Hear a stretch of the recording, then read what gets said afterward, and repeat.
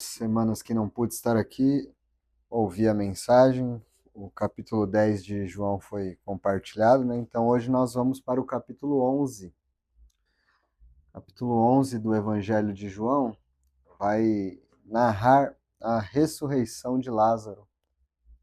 História bem conhecida, quando o Senhor vai até aquele túmulo e diz: Lázaro, vem para fora. E aquele homem ressuscita.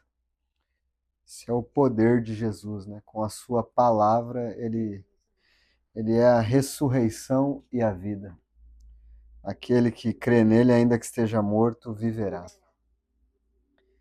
Mas esse capítulo é bastante longo e como nós estamos com o tempo, né? Nós estamos indo de pouquinho no nosso estudo, né? A gente não está com pressa, né? Então a gente quer aprender direitinho o que a palavra de Deus tem para nos ensinar. Então a gente vai ler só os primeiros 6 versículos deste capítulo. Então é dito assim, ó. Estava enfermo Lázaro de Betânia, da aldeia de Maria e de sua irmã Marta. Esta Maria, cujo irmão Lázaro estava enfermo, era a mesma que ungiu com bálsamo o Senhor e lhes enxugou os pés com os seus cabelos. Mandaram, pois, as irmãs de Lázaro dizer a Jesus: Senhor, está enfermo aquele a quem amas. Senhor, está enfermo aquele a quem amas.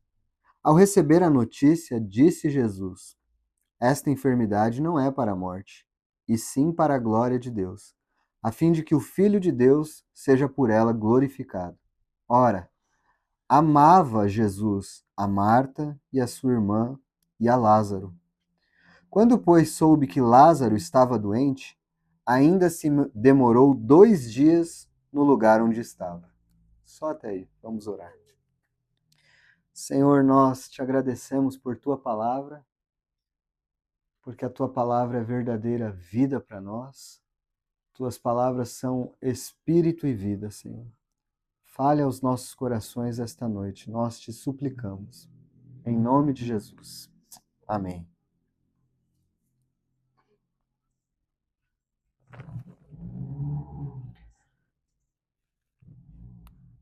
Bom, nós estamos diante desse capítulo aqui que, como eu disse, narra a ressurreição de Lázaro, mas eu quero extrair algumas lições para a gente observar sobre como Jesus trata aqueles que creem nele. Que as pessoas pensam assim: quando Deus ama uma pessoa, então essa pessoa nunca terá problemas em sua vida. E as pessoas pensam assim: mas eu estou passando por essas coisas, será que eu fiz alguma coisa errada? Bom, às vezes sim, às vezes a doença, ela tem sim uma questão de a gente estar colhendo o que a gente plantou, né?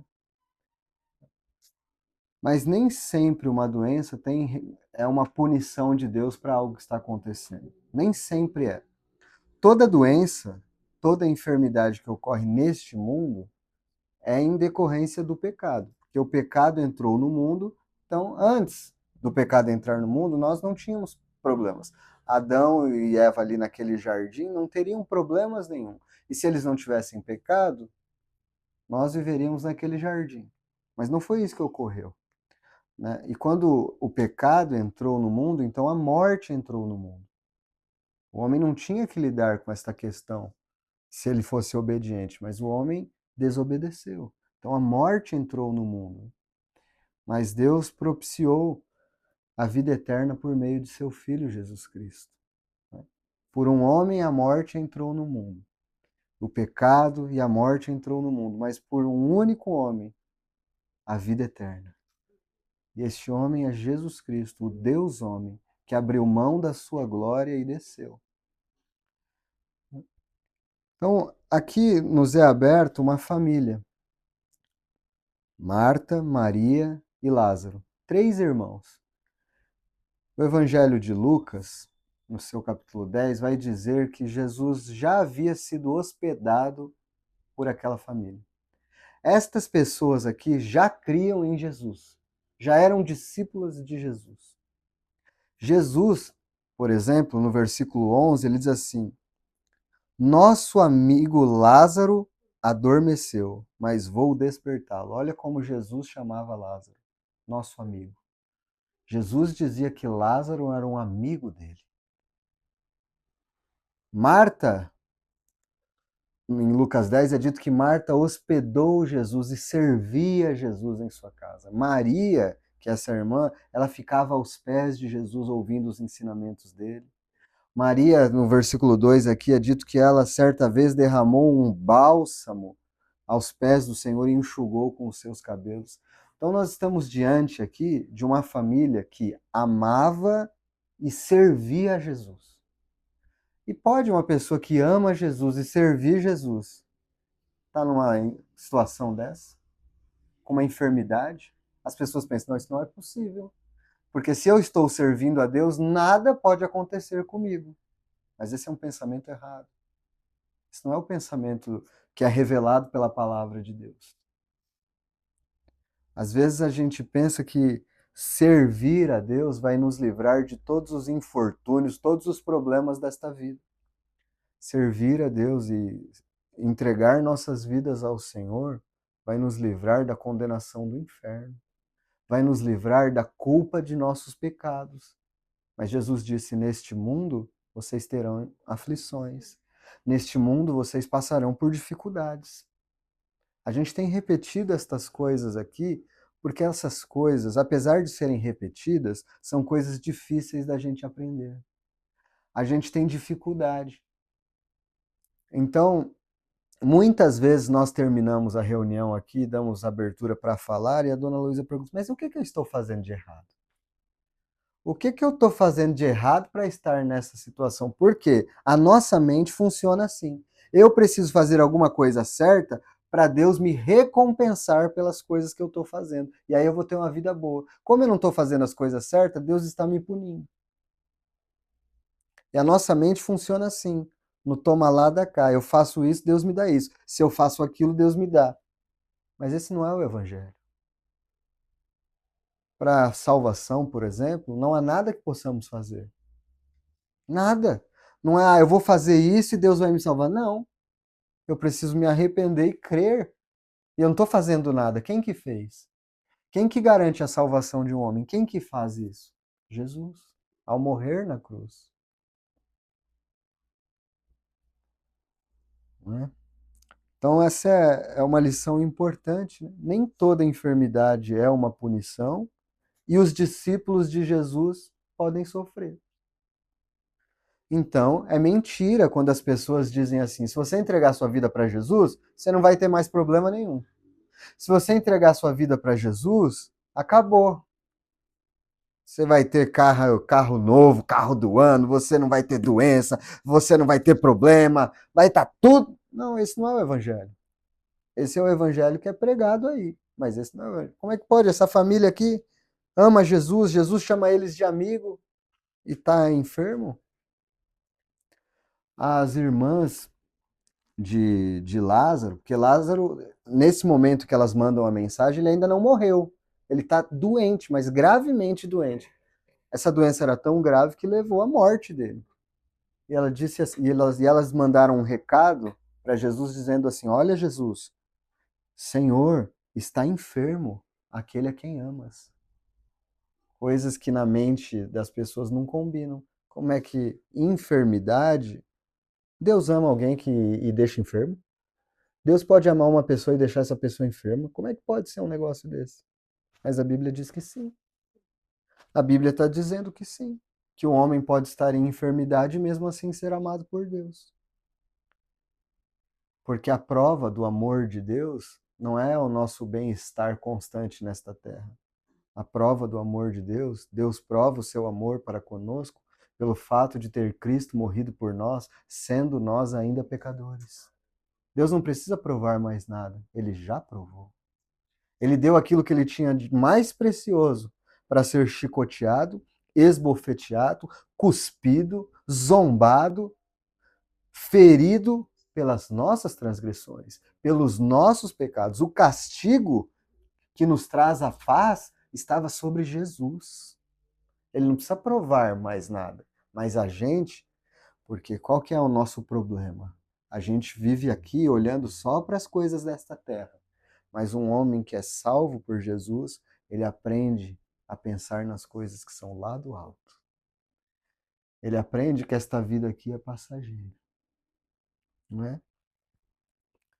Então, nesses 6 versículos que nós lemos, nós vemos muitas vezes essa expressão. Ora, amava Jesus a Marta e a sua irmã e a Lázaro. Ele amava. Aí, na nossa cabeça, funciona ainda assim. O amigo de Jesus, a quem ele ama, está doente. E todo mundo sabe, nós já estamos no 11º capítulo deste evangelho, que Jesus, por onde passava, saía curando as pessoas. Ele curava. Ele curou cego, ele fez paralítico voltar a andar. Né? Aqui nesse capítulo ele vai ressuscitar Lázaro depois. Mas na cabeça delas, olha, Jesus, vem logo para cá, porque meu irmão vai morrer. E se você vier, não acontece nada. Aí o que Jesus faz? Quando, pois, soube que Lázaro estava doente, ainda se demorou 2 dias no lugar onde estava. Ué, por que demora? Por que não vem logo, Jesus? Por que não vem e tira logo essa dor, essa enfermidade, tira logo esse problema? Porque Jesus, Deus, ele tem objetivos maiores que nós não enxergamos. A gente só vê o problema, mas há algo que move a Deus e é a sua própria glória. O versículo 4 diz: ao receber a notícia, que notícia? De que Lázaro estava enfermo, disse Jesus: esta enfermidade não é para a morte, e sim para a glória de Deus, a fim de que o Filho de Deus seja por ela glorificado. Então veja, Jesus sabe que Lázaro está doente, e Jesus sabe que ele vai morrer. Ele sabe disso. Porque se você for ver, no versículo 14, é dito assim: então Jesus lhes disse claramente: Lázaro morreu, e por vossa causa me alegro de que lá não estivesse, para que possais crer, mas vamos ter com ele. Então Jesus disse assim: olha, eu sabia que ele ia morrer e eu deixei morrer. Eu sabia que isso ia gerar desespero no coração de Maria. Eu sabia que isso ia gerar desespero no coração de Marta. Eu sabia que elas iam sofrer, mas eu precisava deixar tudo isso acontecer porque eu tenho um objetivo maior. E o objetivo maior é a minha glória.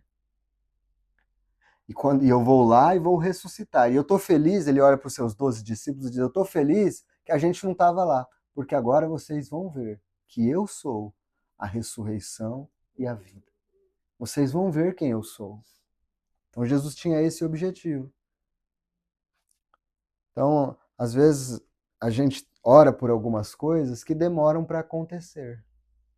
E às vezes a gente ora por coisas que nunca vão acontecer.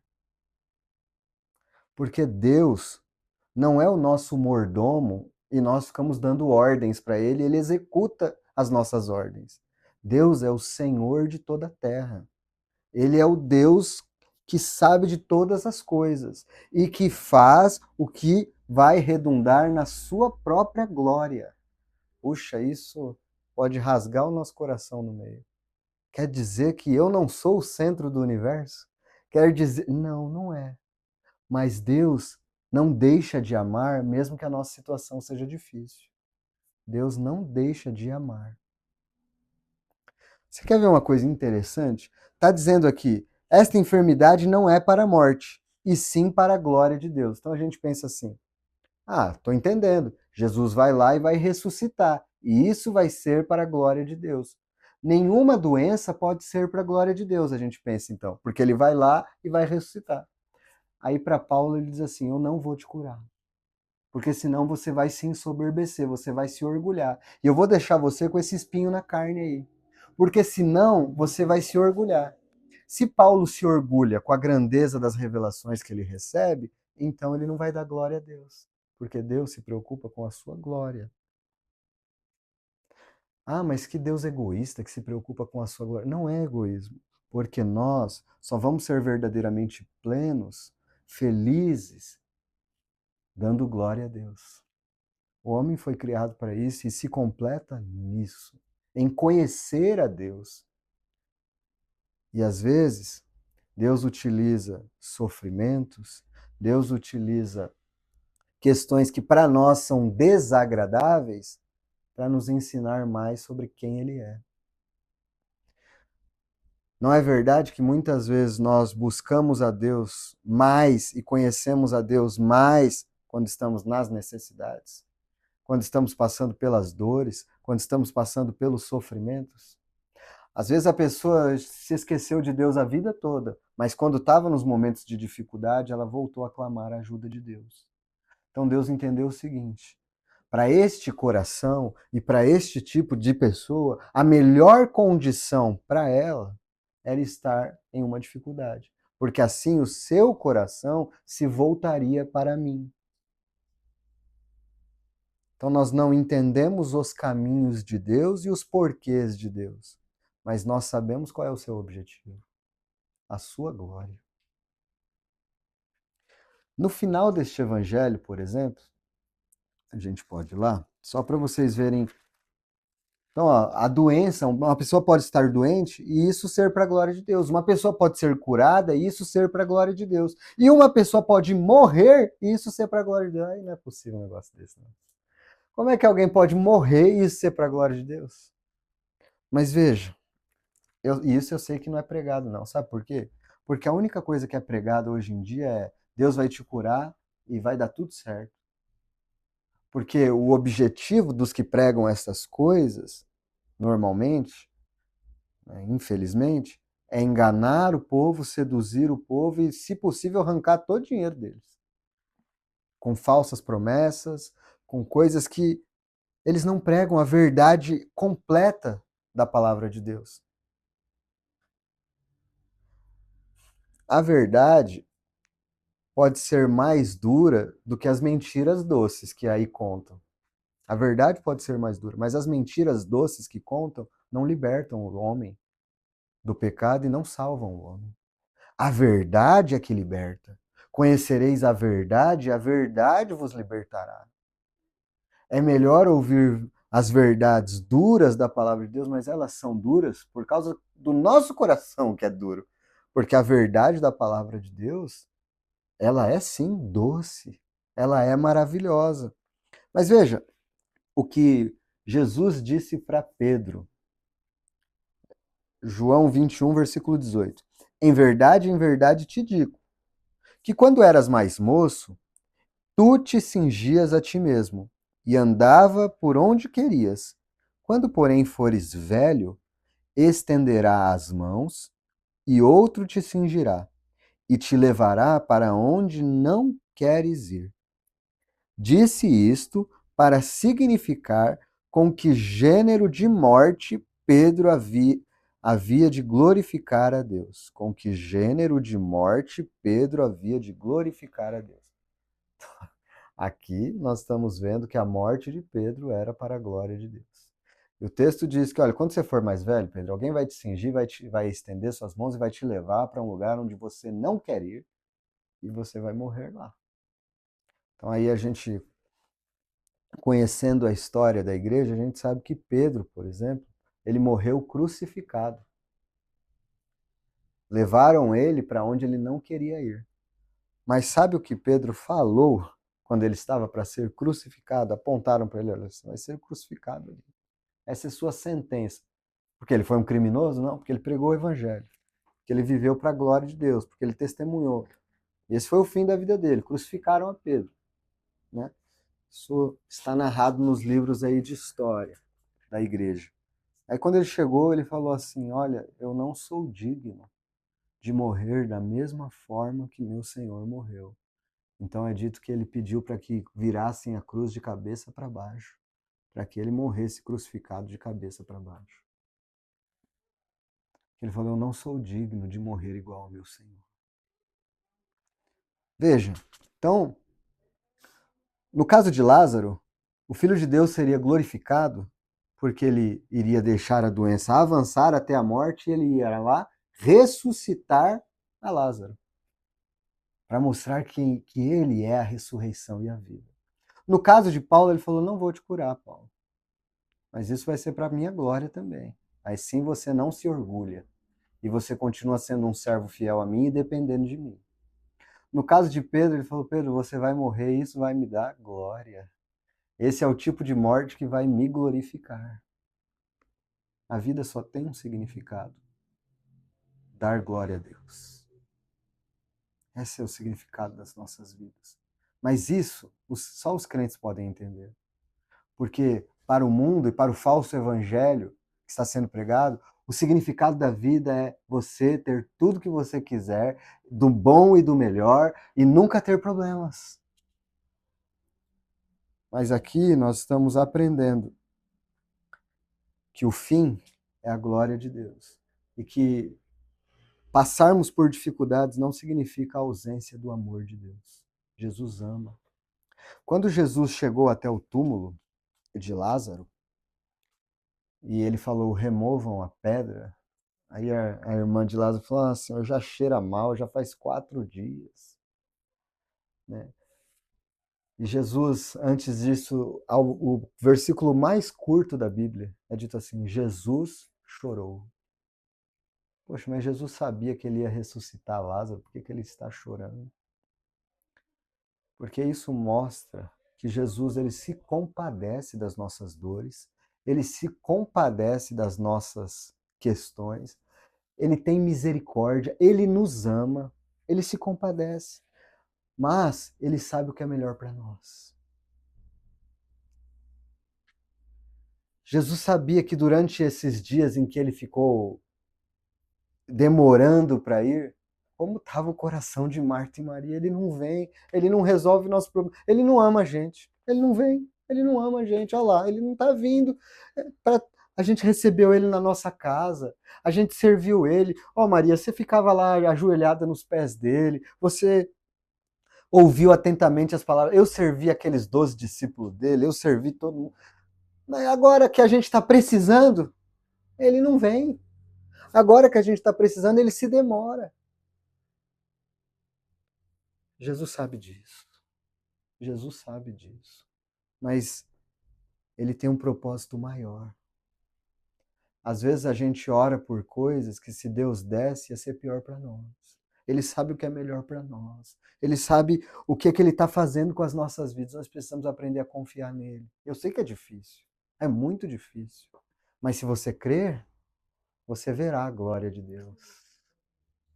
Você verá a glória de Deus.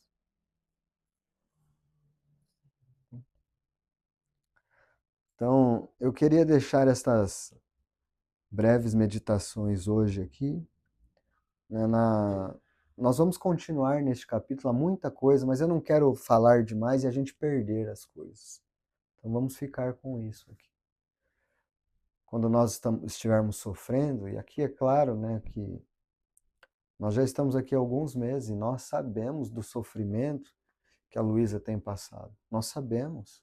Nós oramos com frequência sobre isso. E esta é uma palavra que, se for entendida e agarrada com fé, pode trazer muita paz para o coração. Porque mesmo entre aqueles que são discípulos do Senhor, os problemas estão lá, a dor está lá, o sofrimento está lá. Mas o amor do Senhor também está. Satanás quer colocar na mente das pessoas que passam por dificuldades que Deus abandonou, que Deus não ama. Mas isso não é verdade. Está enfermo aquele a quem ama. Quando Jesus chora diante do túmulo, sabe o que as pessoas que estavam ao redor, vendo as lágrimas de Jesus cair, disseram? Olha, veja quanto ele amava a Lázaro. Jesus disse, nosso amigo.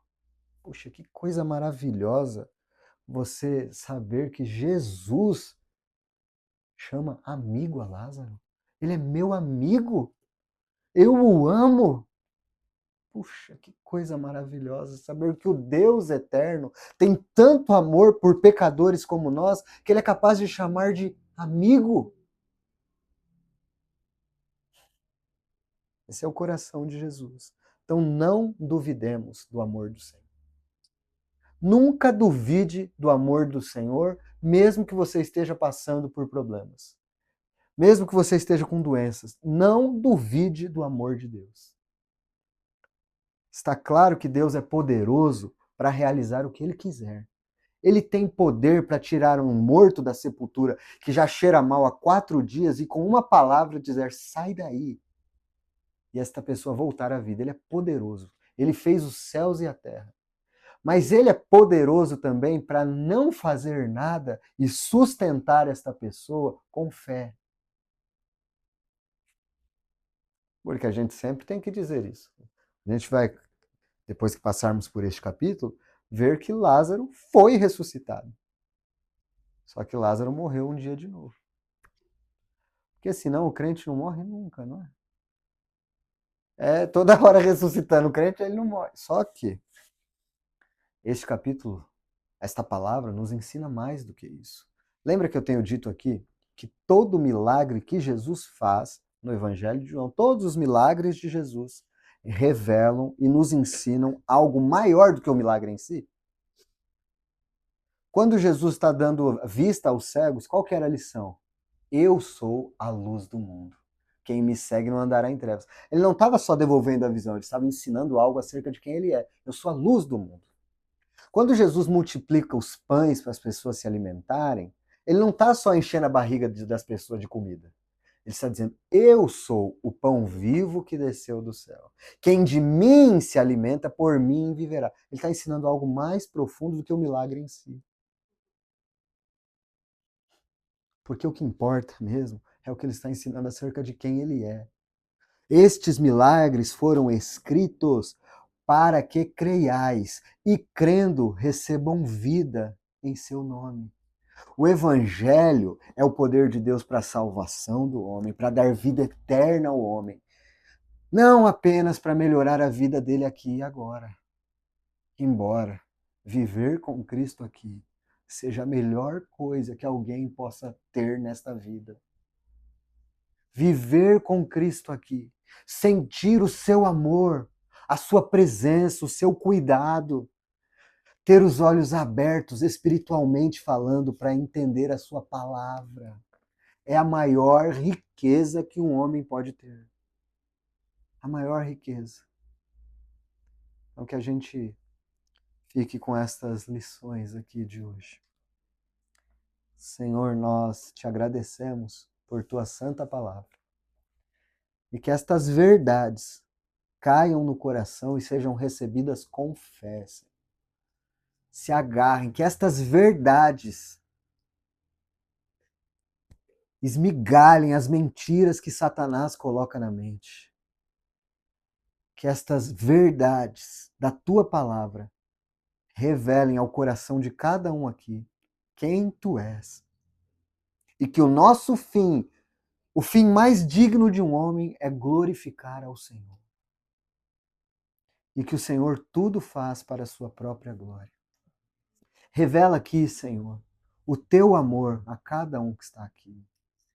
Em todas as circunstâncias, não importam as circunstâncias que passemos, o teu amor não nos abandona. Que isso fique claro para cada um que está aqui, Senhor. Acima de tudo, Senhor, o que nós estamos orando sempre e o motivo de nós estarmos aqui, que a verdadeira fé, o verdadeiro evangelho seja crido e a verdadeira salvação entre nesta casa, Senhor. Salvação que dá vida eterna, que dá paz com Deus. Ah, faça isso, Senhor. Nós te suplicamos.